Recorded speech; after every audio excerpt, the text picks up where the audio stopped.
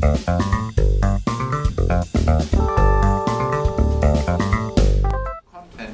is not national, it is global. What we have is what Ethan Nadelman today he is of the Drug Policy Alliance, calls an international prohibition regime. This is what drug policy is all about. It's an international prohibition regime. And when Temer and the parties and Congresos say, we will do away with prohibition, they cannot do it. They can do it. But then somebody will beat on them. Not within 5 minutes, not within 5 months. But you cannot sustain a non-prohibition law for a long time because it's against international law. And that is taken very seriously. So it's a matter of sovereignty. Yes, yes. And there is an article in the International Journal of Addictions, I think, by a man named Arnold, who had a lot of experience. And that article is from 1951. In this article of 1951, he says, it is beautiful and hardly to understand how the most diverse countries of the world were ready to give up so much of their sovereignty. And he was all for it because he thought this is fantastic to have a worldwide system that will end the cultivation of drugs. It will eliminate these drugs except for medical and scientific purposes. So the idea was there will not be a single marijuana plant in the whole world because they will all be eliminated because the drug convention says they all have to be eliminated. And then we will keep a few little marijuana plants for scientific research because there is no medical value. In the beginning they thought there was no medical value of marijuana until the 1990s about. So we can kill all plants and then we will have maybe 50 plants. That will be enough for the whole world to do some medical research. And that will be under the supervision of the United Nations, of course with terribly strong protections, etc., so nothing can happen. That was the idea. And every single coca tree would be eliminated on the world. People would stop chewing coca in Bolivia. People would stop snorting cocaine in Manhattan. And everything would be fine. There would be no cocaine anymore, except maybe 50 plants under supervision of the United Nations for scientific research and for eye surgery. Because for surgery of the eye, cocaine is still pretty good. It is a surface anesthetic, so you can tell the person, you can have you can kill the pain, but you can still move the eye, and the doctor can say, move it to the left, move it to the right. And so cocaine is a very good thing, and normal other things of anesthetics don't work that way. So you would have 50 trees. That was the idea of the convention. And they have started this policy in 1912, and they really geared it up in 1919 after the First World War. And then they had another good idea to make a worldwide, centrally planned economy that would reach this end in 1931, with the Convention of 1931. And in 1934, the League of Nations, that was half dead at that time, put out a little paper, a little publication that said, well, what we have found now is that the legal industries, they are obeying because they had been distributing all these drugs. But now we found that in some areas of the world, there are illegal laboratories where they produce these drugs. That was a consequence, of course, of this policy. When you have a planned economy, you always have a black market. And that was the black market. And they said, oh, we're quite surprised. Now they have illegal laboratories. But that will only take a few years, and within the next 5 years or so, everything will be okay, because we will have found and destroyed all these 10 or 15 illegal laboratories. Today there are thousands of illegal, if not millions. So, this is a short story of, and now of course one could try to get out of the conventions. And I will just show you the legal problems, what to do with the conventions. Now, theoretically, you can denounce the treaties. Theoretically, Brazil and Germany could say, we denounce all these treaties and we get out. But then the problem is, you will not be part of the international legal drug trade anymore. No Prozac, no Ritalin, no aspirin, no nothing. You can try to do it by yourself, but that will be very difficult. The second point is, people will boycott you economically. The United States say, people who don't do our drug policy, they will lose all economic trade privileges and they will encounter trade sanctions. And which country in the world, except North Korea, can try to support such a situation? So there is practically, in political terms, no way to just say, I get out. There has been one exception that we can talk about, but that was a fantastic idea. But for all practical matters, it's impossible to get out of these conventions. As a matter of fact, the convention of 1988, if I'm not completely mistaken, they don't even have a provision how to get out. The other ones, 1961, 1970, they still allow you theoretically to get out. And they say, if you want to denounce the treaty, if you want to be free, you write a letter to the Secretary General of the United Nations, Guterres, and you say, we want to get out. You sign it, Temer and Merkel, both of us, we want to get out. And then you send it to New York, and then after half a year or 1 year, the times differ a little bit from convention to convention, you are free. But in practical terms, it's impossible. You can get out of the convention against torture. Nobody will say a word. Oh, that's okay. But you cannot get out of the convention against drugs. That is holy. And it has terrible consequences if you even think about it. So getting out, unfortunately, is impossible. What one can try is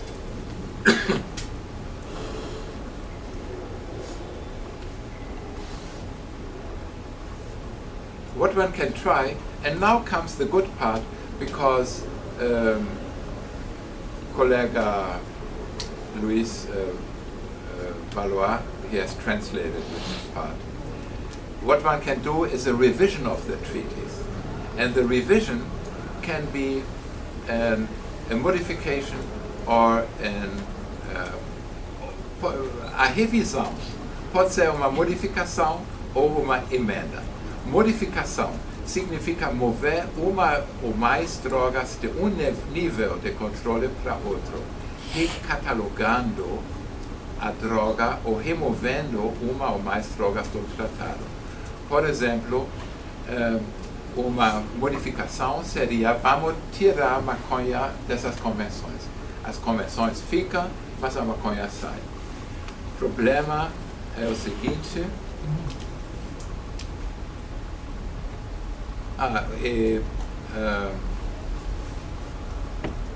aqui embaixo dessa modificação a gente acha o método, o comitê de peritos em drogodependência da Organização Mundial de Saúde poderia emitir uma recomendação positiva para remover a cannabis para uma categoria de risco mais baixo ou removê-la da lista de substâncias controladas.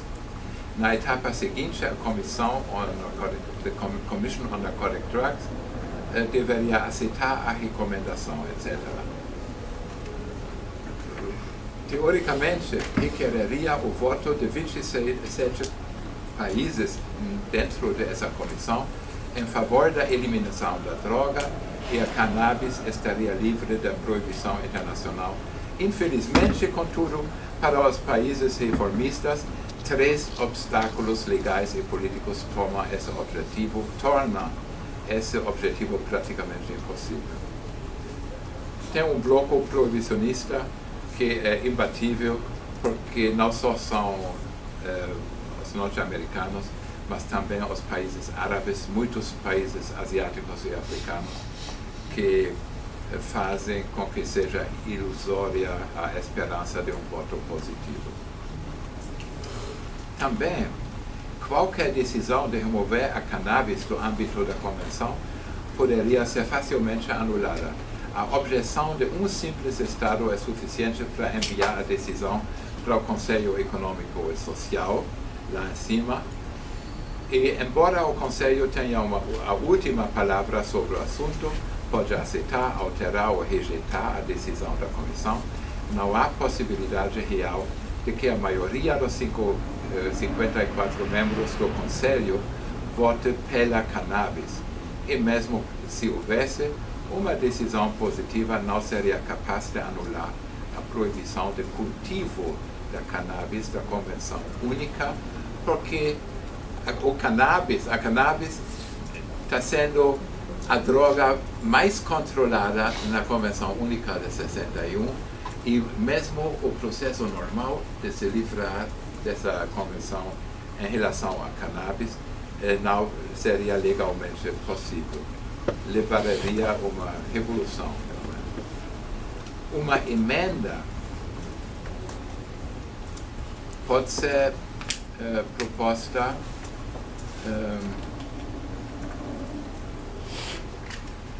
teoricamente, se um país propõe uma emenda e diz que vamos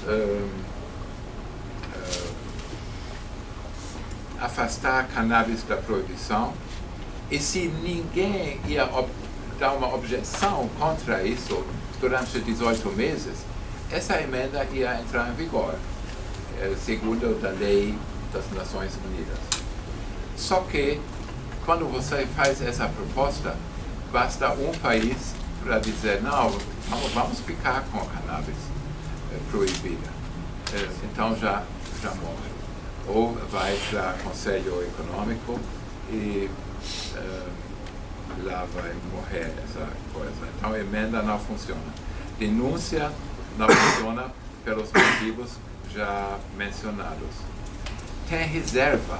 É comum no direito internacional de assinar e ratificar uma convenção dando uma reserva, dizendo que em nosso país é o seguinte, tem circunstâncias diferentes, especiais, e assinamos e vamos fazer tudo fora a reserva que nós fazemos. Esse tipo de reserva pode-se fazer antes da assinatura e antes da ratificação. Normalmente se faz antes. Agora, essas convenções são tão velhas que não pode fazer mais reserva de antemão. Só pode se fazer uma reserva tardia. E em direito internacional, reservas tardias, que você entra com uma reserva depois de assinar e ratificar, são uma coisa meio complicada. Não é considerado bom estilo e depende da boa vontade dos outros países de aceitar isso. Então, é meio complicado.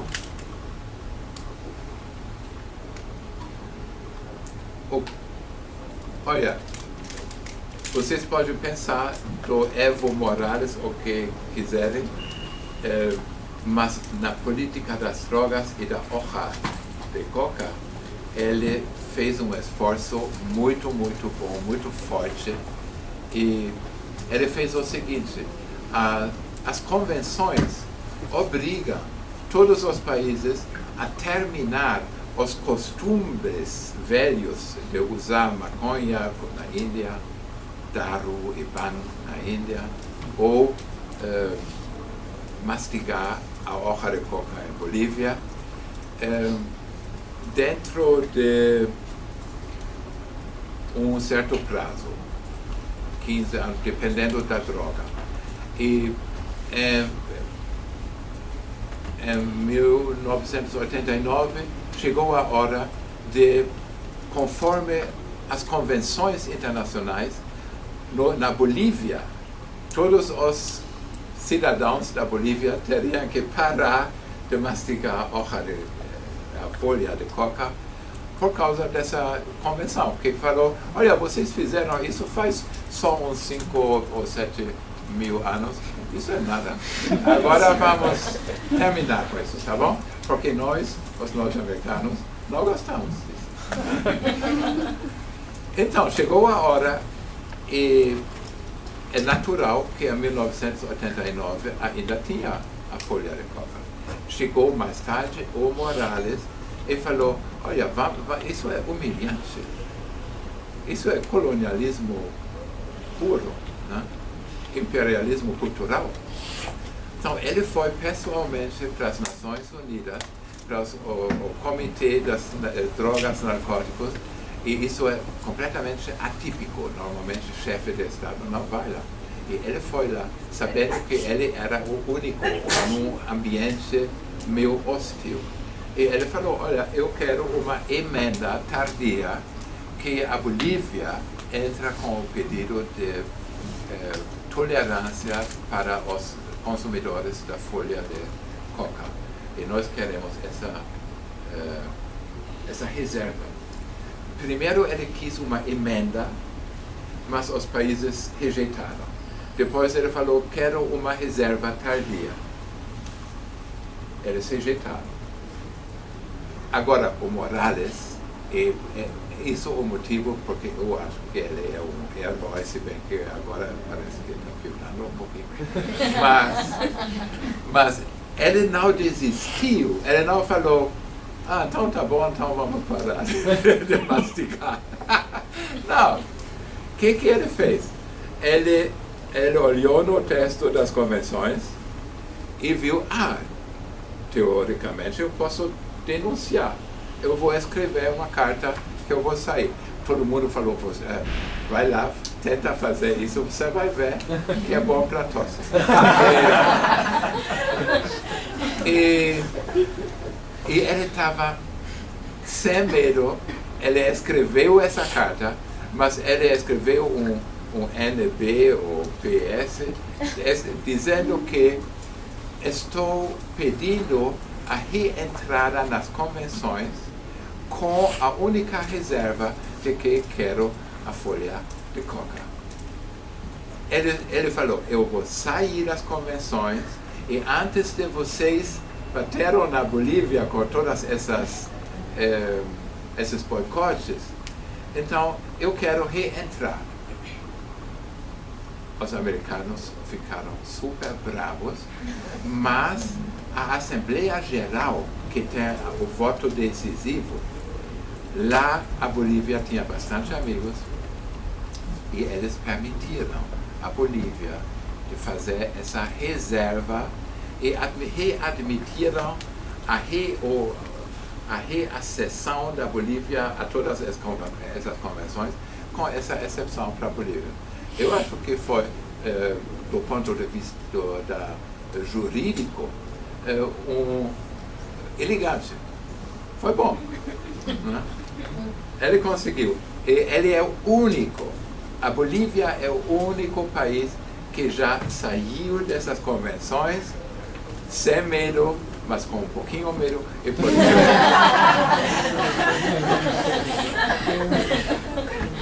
Então, tem uma última possibilidade, que é a modificação entre si. Modificatio inter se. O que é isso? Isso é no direito sobre o direito internacional. Tem esse convênio de Viena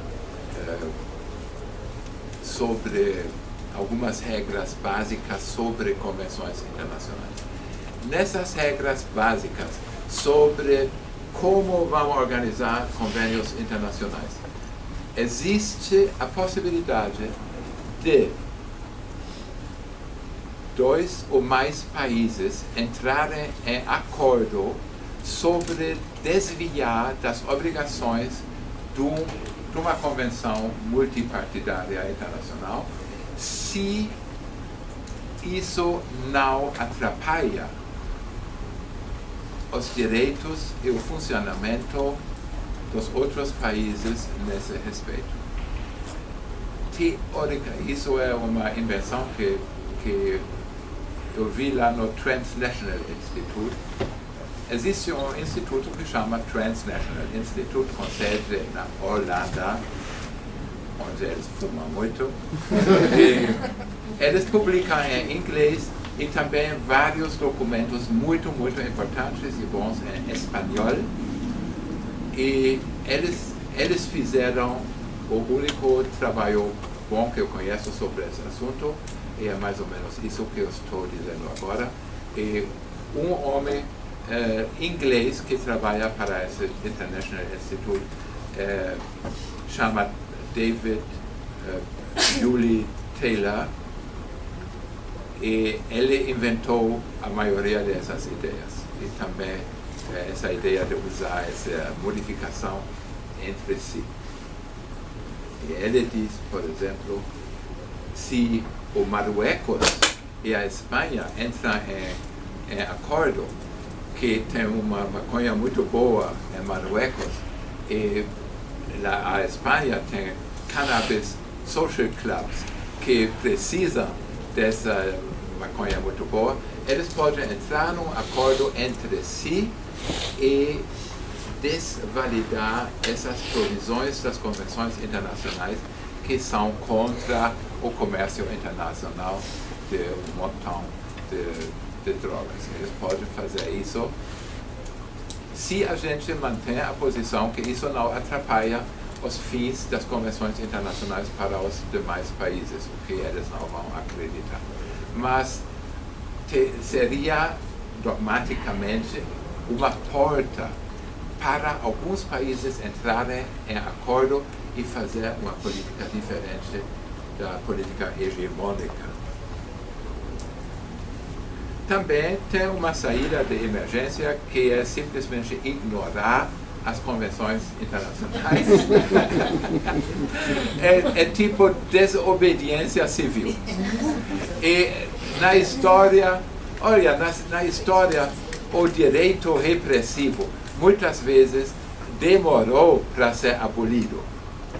Isso sabem todos os escravos, e sabem todos os oprimidos do mundo, sabem todos os gays do mundo também, que tem leis que parecem que são eternas e está na hora de acabar com elas, mas não é muito fácil não.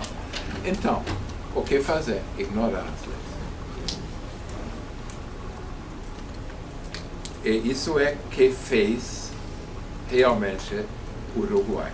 Vamos ver o que foi com o Uruguai. Olha, em Uruguai, no fim do ano 2013, quando Pepe Mujica era presidente, um dos presidentes mais interessantes de nossos tempos, o Uruguai decidiu: nós vamos ficar dentro das convenções internacionais. Nós não vamos denunciar as convenções, mas nós vamos fazer o contrário de que nós temos o dever de fazer. Nós temos o dever de usar o direito penal para proibir as drogas, também a maconha. E nós vamos liberar a maconha.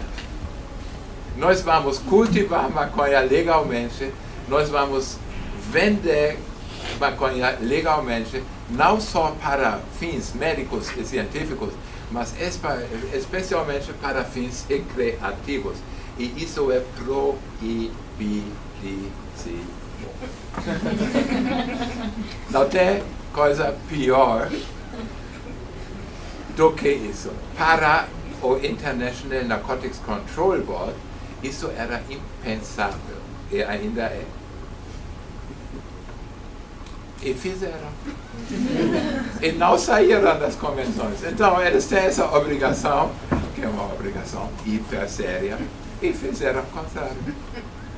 Hoje em dia, cada cidadão adulto pode comprar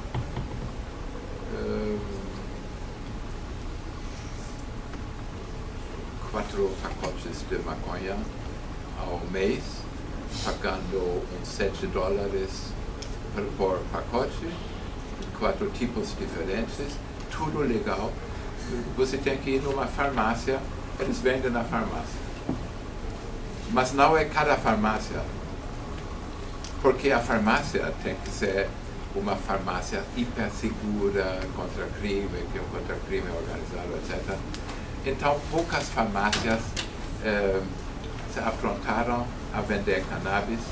Foram 16 no começo, e agora já não são 16 mais, são 12. 6 desistiram, 2 novas farmácias entraram.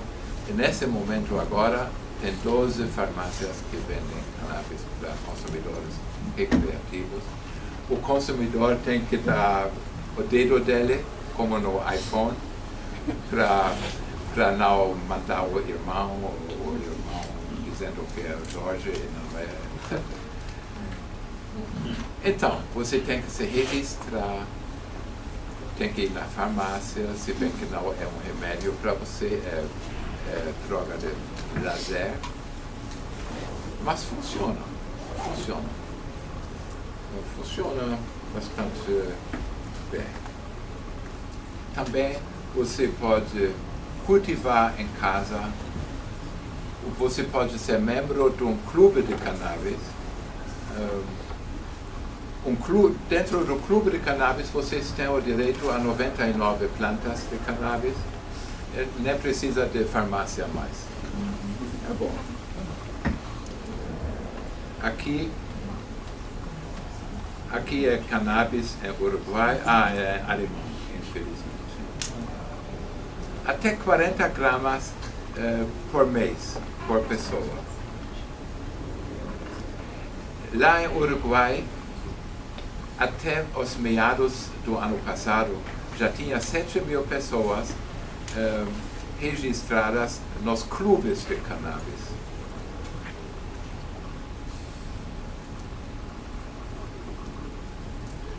Mas uma coisa importante, tem pressão internacional. Essa pressão internacional vem de sapatinho. Eles não vêm com tanque, né? Eles vêm com meios diplomáticos. Eles falam mal do Uruguai no Conselho das Drogas Narcóticas. Eles fazem relatórios bem maus contra o Uruguai, para todo mundo ler. Eles visitam o Uruguai e falam...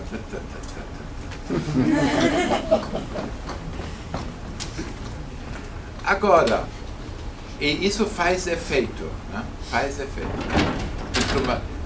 Diplomacia leva tempo, mas faz efeito. E o Uruguai não vai conseguir manter essa política contra Ligen para muito tempo, não. Senão, tem muitos outros países que seguem esse caminho. A desobediência civil depende do apoio do público. Tem apoio na Califórnia, em 8 estados dos Estados Unidos, e isso já é muito importante, mas não vai bastar, não vai precisar de muito mais apoio. Senão, um belo dia, um terrível dia, vai acabar essa experiência, porque você não pode ficar fazendo isso a longo prazo, isso não vai dar certo.